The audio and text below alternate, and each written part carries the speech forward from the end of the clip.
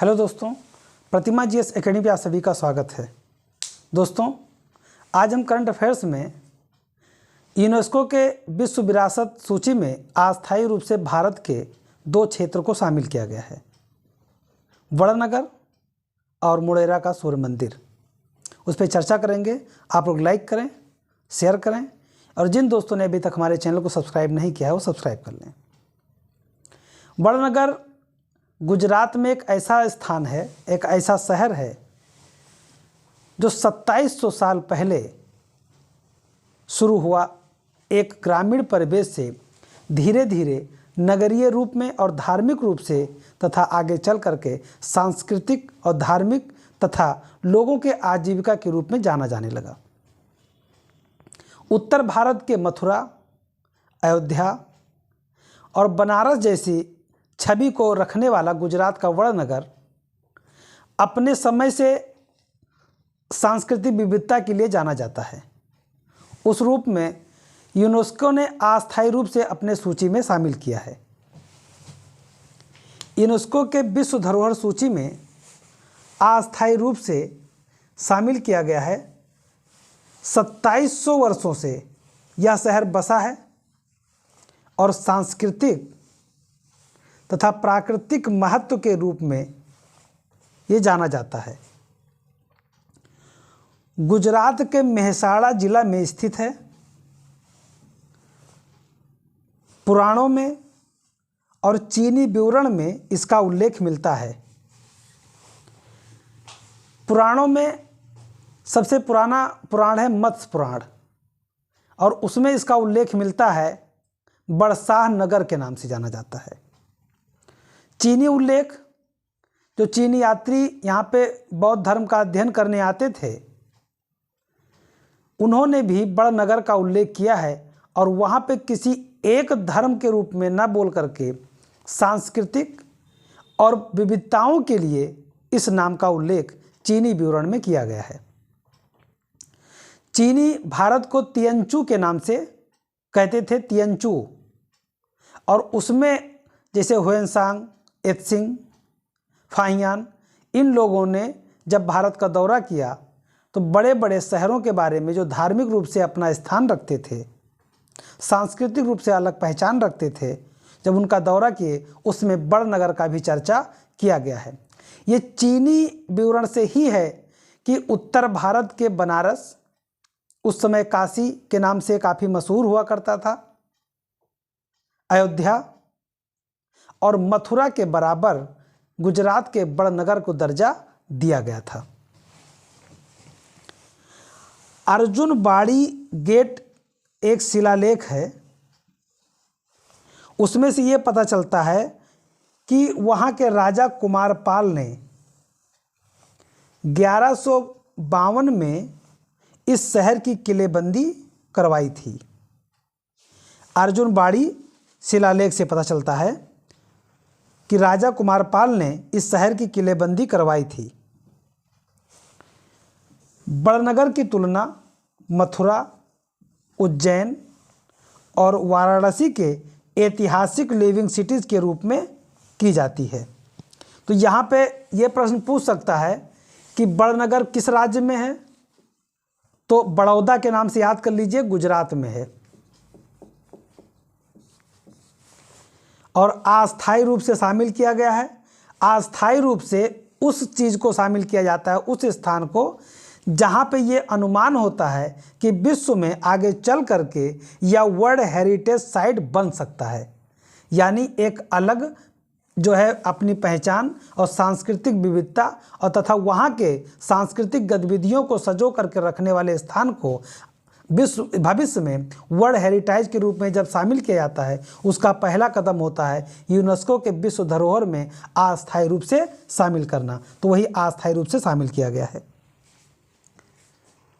अगला है मुड़ेरा का सूर्य मंदिर। तो इसे भी यूनेस्को के विश्व धरोहर सूची में अस्थायी रूप से शामिल किया गया है। बड़नगर और मुड़ेरा का सूर्य मंदिर। मुड़ेरा का सूर्य मंदिर सूर्य देवता को समर्पित है। सूर्य देवता को समर्पित होने के साथ भी 108 मंदिर मुड़ेरा के सूर्य मंदिर के परिसर में बनाए गए हैं। जिनमें से भगवान सूर्य के लिए जो मुख्य रूप से मुडेरा का मंदिर है वो भगवान सूर्य को समर्पित है, तथा अलग प्रकार के 3 अन्य प्रमुख मंदिर हैं जो त्रिदेव के लिए समर्पित किया गया है। त्रिदेव में ब्रह्मा, विष्णु और महेश आते हैं, जिसमें से भगवान शिव का एक ऐसा नृत्य करता हुआ ब्रह्मा, विष्णु, महेश के रूप में, त्रिदेव के रूप में जाना जाता है। भगवान शिव की एक प्रतिमा है जो तांडव नृत्य करता हुआ दिखाया गया है। जब भगवान शिव क्रोधित होते हैं तब तांडव नृत्य करते हैं, और जब भगवान शिव प्रसन्न होते हैं तो लास मुद्रा में होते हैं। यहाँ पर भगवान गणेश की, भगवान विष्णु की और उनके साथ साथ में कई अन्य देवताओं का 108 मंदिरों के रूप में जाना जाता है। इसका निर्माण 1026-27 ईस्वी में चालुक्य वंश के शासक भीम प्रथम ने करवाया था। मुडेरा का सूर्य मंदिर ये गुजरात में है।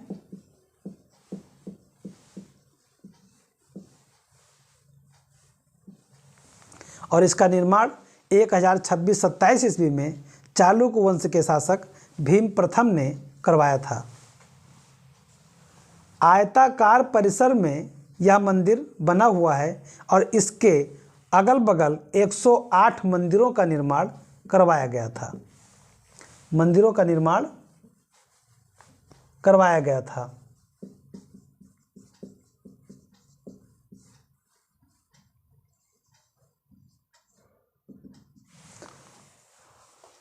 त्रिदेव के साथ साथ अन्य देवताओं के भी मंदिर हैं, जिसमें ब्रह्मा, विष्णु, महेश तो हैं, साथ ही साथ गणेश,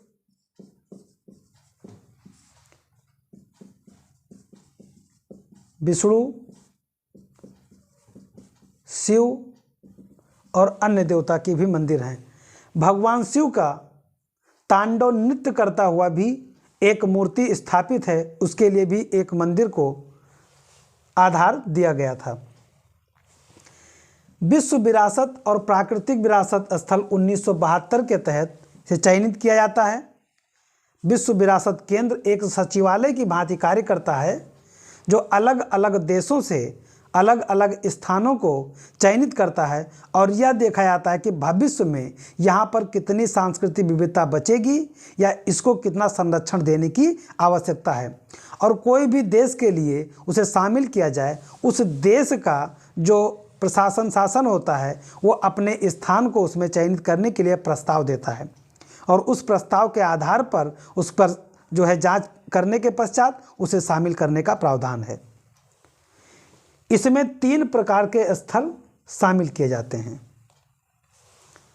सांस्कृतिक, प्राकृतिक और मिश्रित स्थल। सांस्कृतिक स्थल, प्राकृतिक स्थल और मिश्रित स्थल, तो ये दोनों जो हैं, वड़नगर और मुडेरा भी, ये दोनों सांस्कृतिक विरासत के रूप में ही शामिल किए गए हैं। सांस्कृतिक विरासत के रूप में ही शामिल किए गए हैं। किसी स्थान को वर्ल्ड हेरिटेज साइट बनने की योग्यता रखने वाले को अस्थायी रूप से यूनेस्को के विश्व धरोहर सूची में शामिल किया जाता है। यूनेस्को की स्थापना 16 नवंबर 1945 को किया गया था और यह लंदन में किया गया था, यूनाइटेड किंगडम में। आगे चल करके बाद में इसके हेडक्वार्टर बदल दिया गया, इसका मुख्यालय पेरिस, फ्रांस में कर दिया गया। यूनेस्को संयुक्त राष्ट्र शैक्षिक, वैज्ञानिक और सांस्कृतिक संगठन है। यानी इसमें क्या क्या किया जाएगा? एजुकेशन को बढ़ावा दिया जाएगा और वैज्ञानिक पद्धति को बढ़ावा दिया जाएगा, साथ ही सांस्कृतिक रूप से जितने भी प्रकार के वैश्विक स्थान हैं उनको ध्यान में रख करके उसे बढ़ावा दिया जाएगा। वर्तमान में महानिदेशक हैं आंद्रे ओजेल। आंद्रे ओजेल यूनेस्को के महानिदेशक हैं।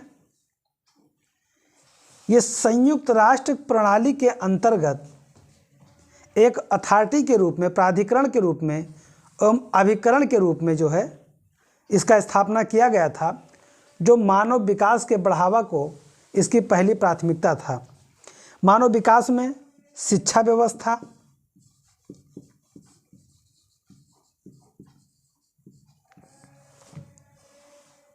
अब इस समय बच्चों पर एवं महिलाओं पर इनके सुरक्षा के लिए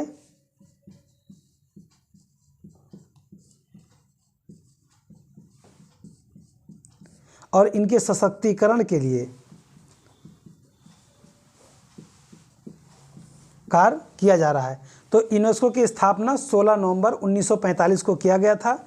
इसका मुख्यालय पेरिस, फ्रांस में है और वर्तमान में इसके महानिदेशक हैं आंद्रे ओजेल, और यह संयुक्त राष्ट्र का शैक्षिक, वैज्ञानिक और सांस्कृतिक संगठन है। तो दोस्तों, मैं अपने क्लास को यहीं पे समाप्त करता हूँ। धन्यवाद। जय हिंद, जय भारत।